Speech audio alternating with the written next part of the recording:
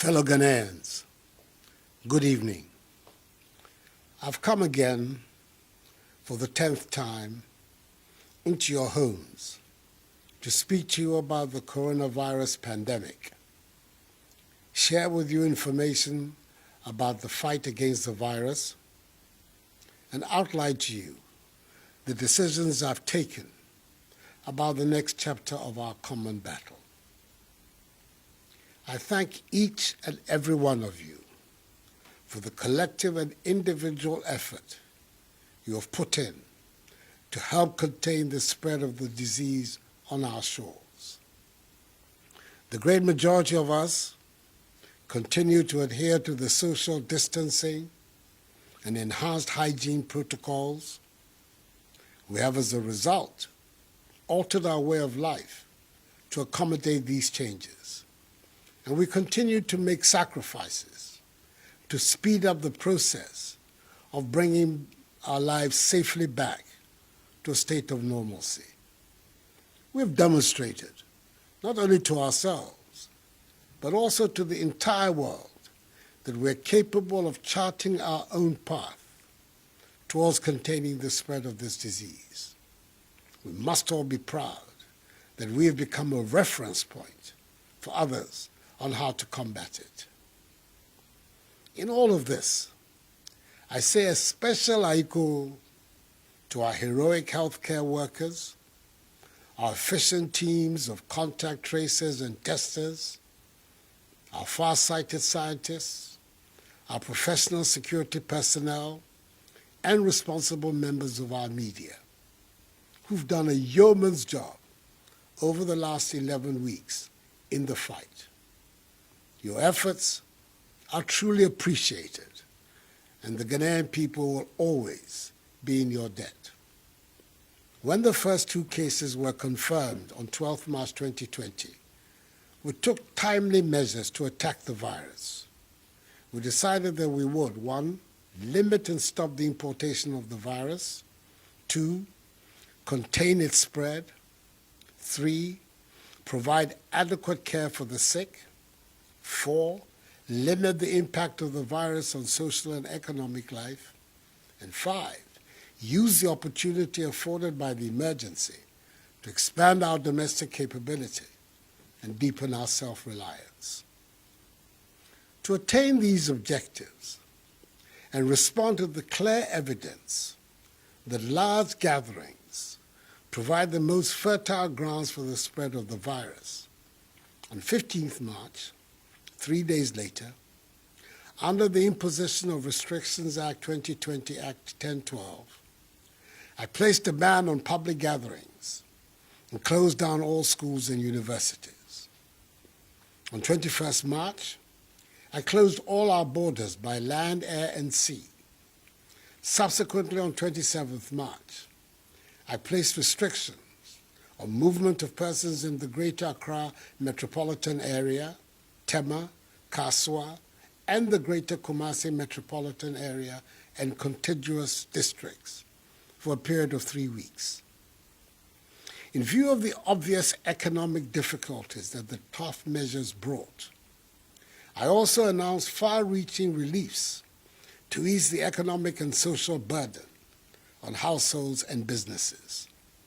These included subsidies on utilities for all, tax reliefs and financial packages for businesses, and incentives for our frontline health workers.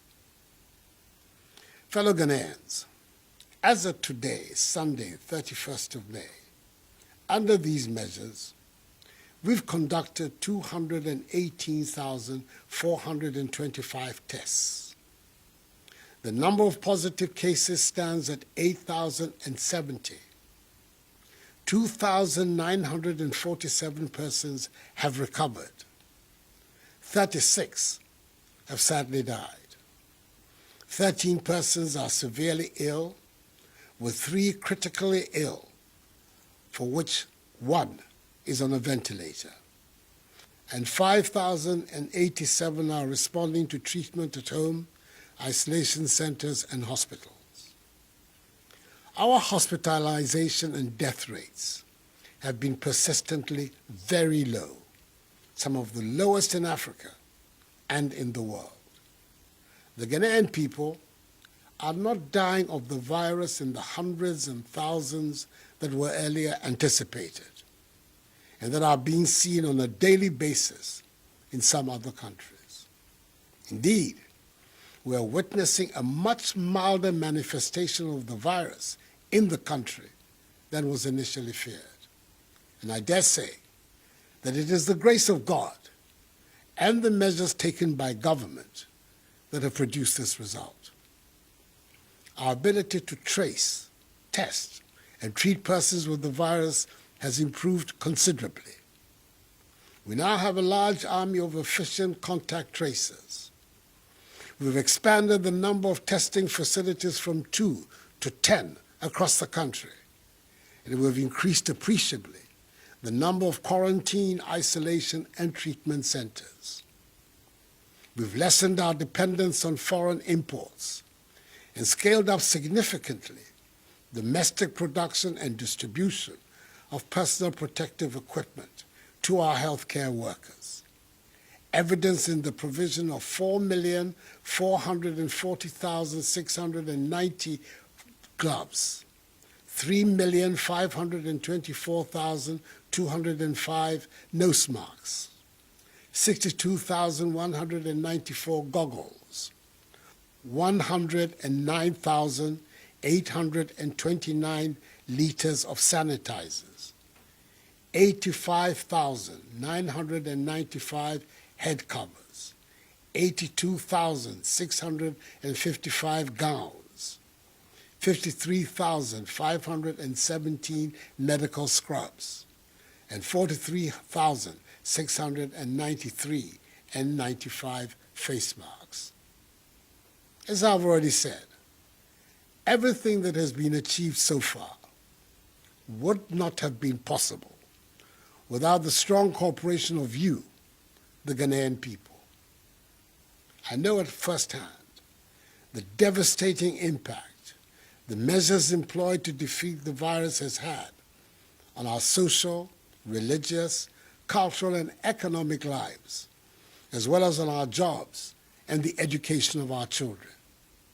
And yet, because of love of country, we have borne with them.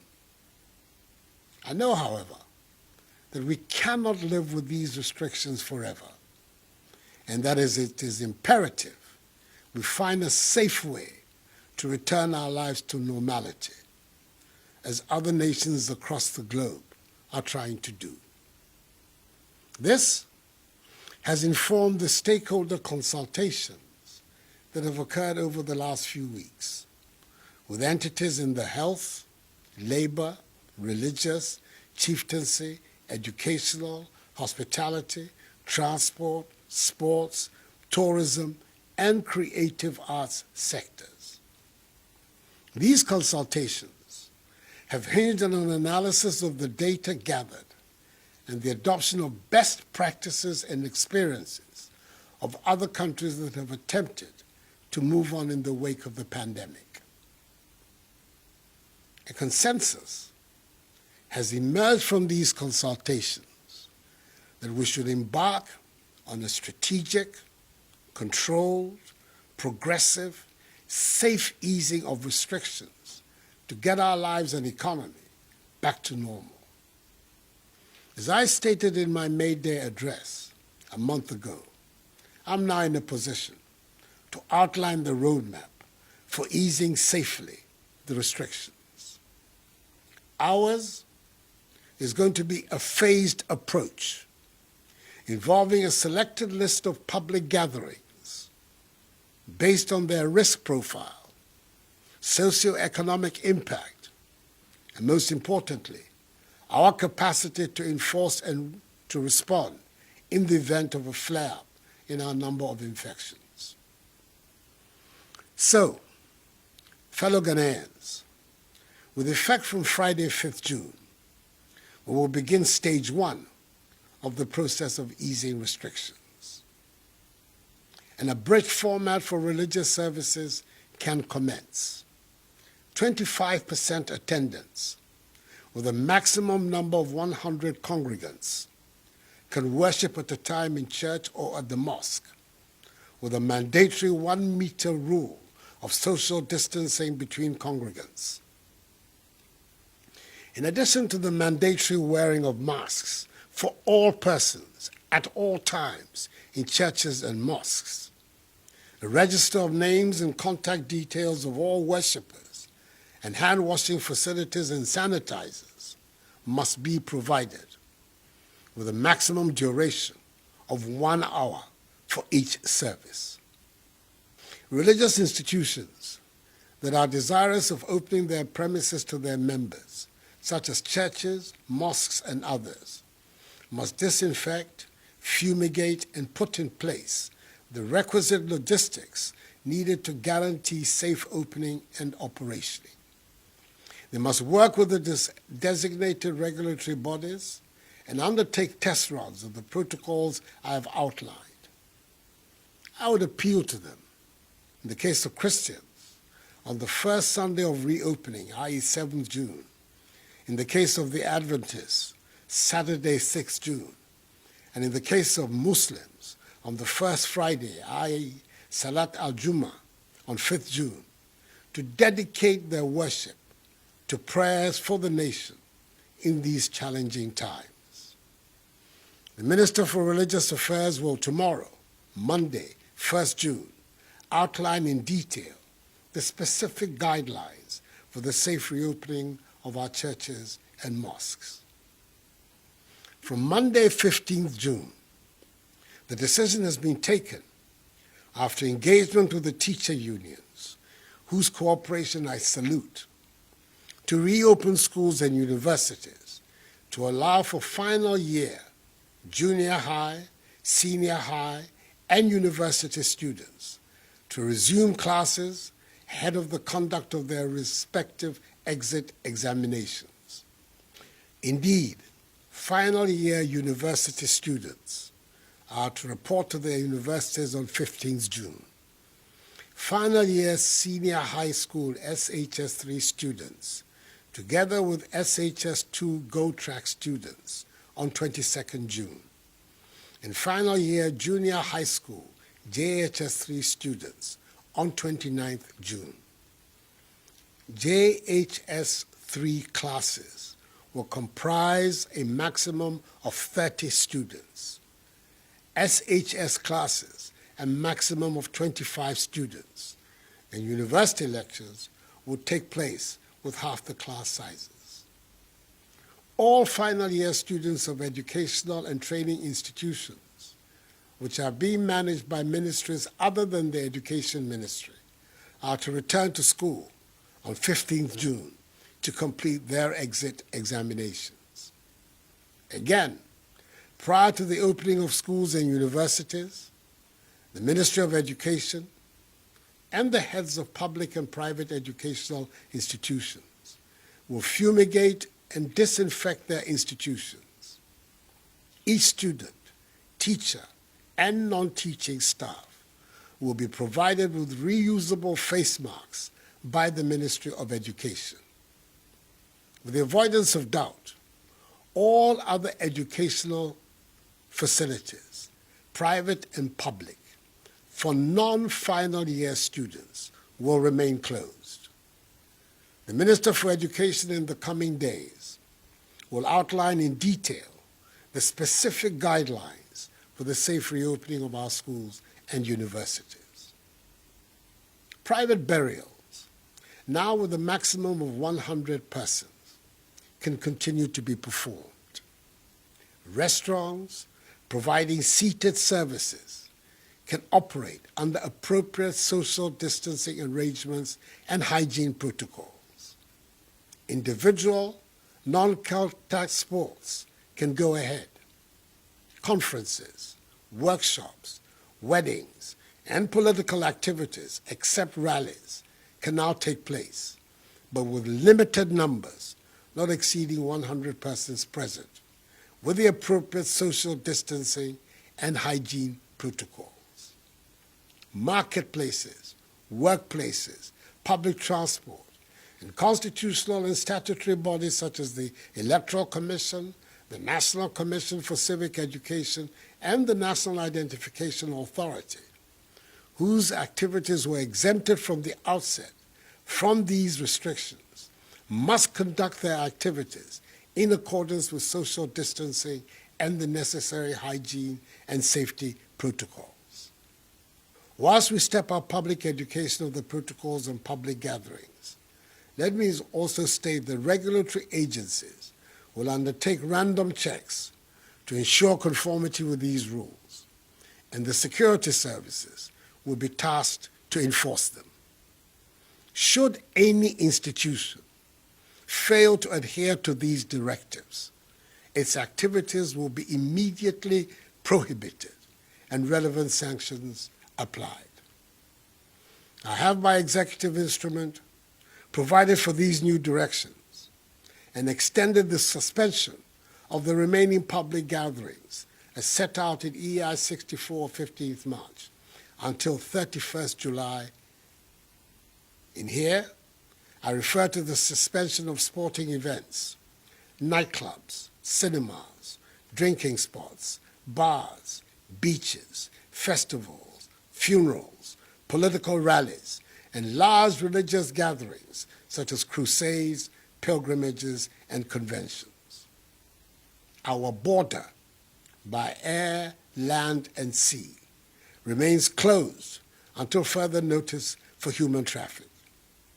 However, given that there are Ghana residents stranded abroad, special dispensation is going to be given for their evacuation back to Ghana, where they will be subjected to the mandatory quarantine and safety protocols. Fellow Ghanaians, it is said that with greater freedom comes greater responsibility. The introduction of this phased opening up of our country means that each and every one of us must continue to remain vigilant and respect the enhanced hygiene and social distance protocols that have become part and parcel of our daily routine over the last 3 months. We cannot afford to let our guard down and ruin the successes we have chalked over this period. Yes, there exists a possibility of a potential surge in infections. As a precautionary measure, we've strengthened further our existing national, regional, and district response teams with the support of the security forces to step up to deal with any eventuality. Over recent weeks, we have learned from the cases at the fish processing plant in Tema and in the Obuasi municipality how to deal with such sudden spikes. We will continue to learn, review, and adjust where and when we need to do so. We will only proceed with this staggered opening up of our country when it is safe to do so. Fellow Ghanaians, now more than ever, we must adhere to enhanced personal hygiene and social distancing protocols. Wash our hands with soap under running water, refrain from shaking hands, and we'll wear our masks whenever we leave our homes. In the Ghanaian context, it has been established that the cases of comorbidity, i.e. underlying health conditions, that are associated with almost all the COVID-related deaths are mainly diabetes and hypertension. The risk factors for these diseases are being overweight, eating refined foods, too much salt and sugar in meals, inadequate physical exercise, excessive alcohol intake, and smoking. It is thus critical that we improve our fitness levels and adopt healthy eating practices that incorporate our local foodstuffs, which boost our immune systems. Persons with these diseases must take extra precautions and take their treatment seriously. I'm calling upon the Ministry of Information, the National Commission for Civic Education, and the media to intensify public education of these protocols and directions. I entreat all religious, traditional, community and opinion leaders to continue to partner with government in engaging, mobilizing, and enforcing adherence to social distancing and personal hygiene practices in their respective communities. Fellow Ghanaians, as I stated in my fifth address to the nation, we will protect people's lives, then their livelihoods. It is this principle that guided the decision to impose restrictions and continues to guide me today. The fact of the matter is that the measures we have taken appear, by the grace of God, to be working.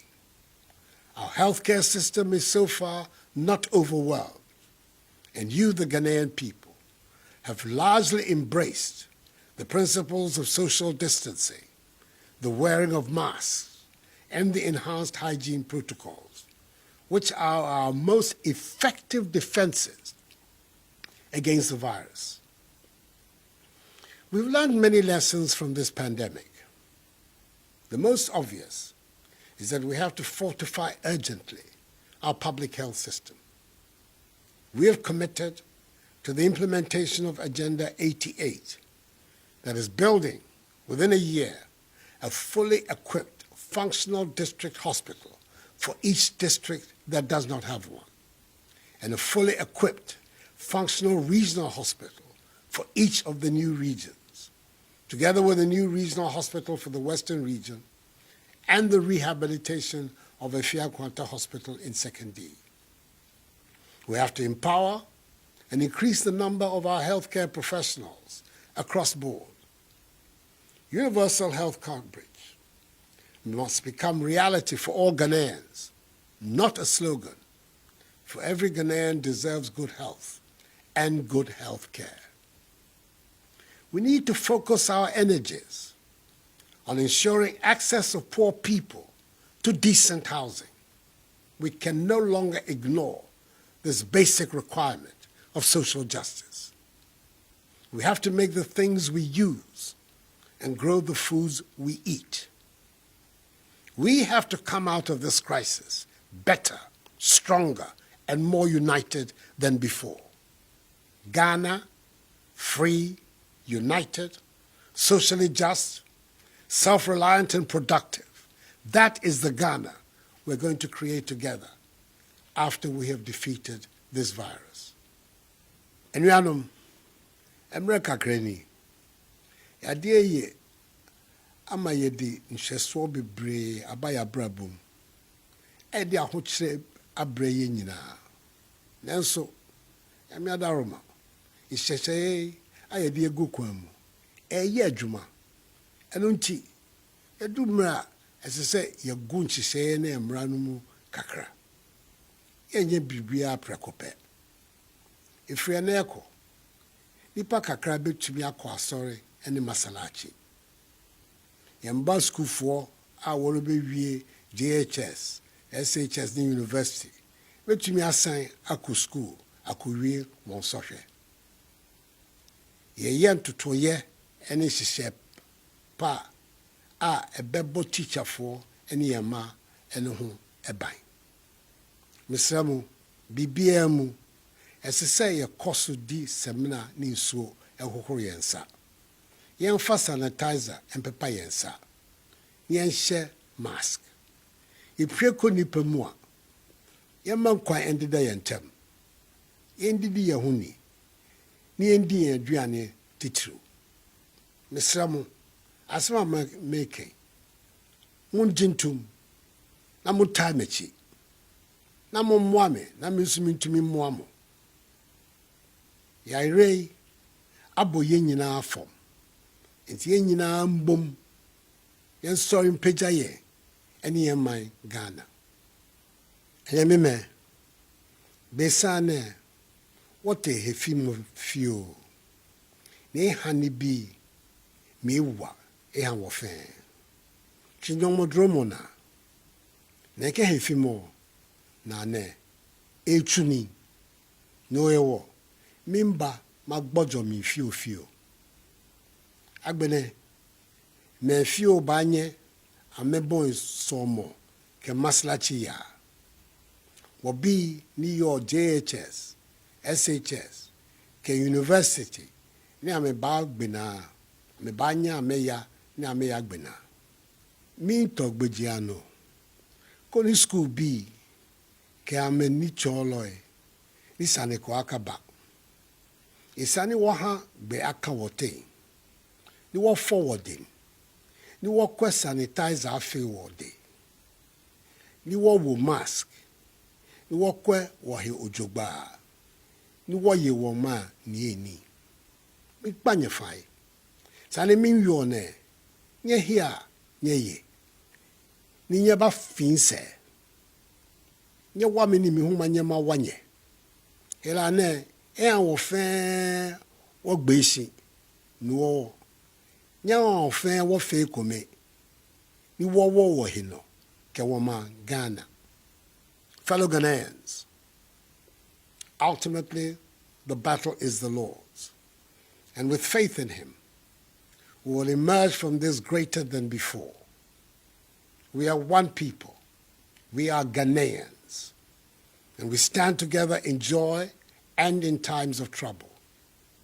We are a people with an exceptional history. And we are the proud promoters of the Black Star of Africa. We've all gone down together. We should all rise together.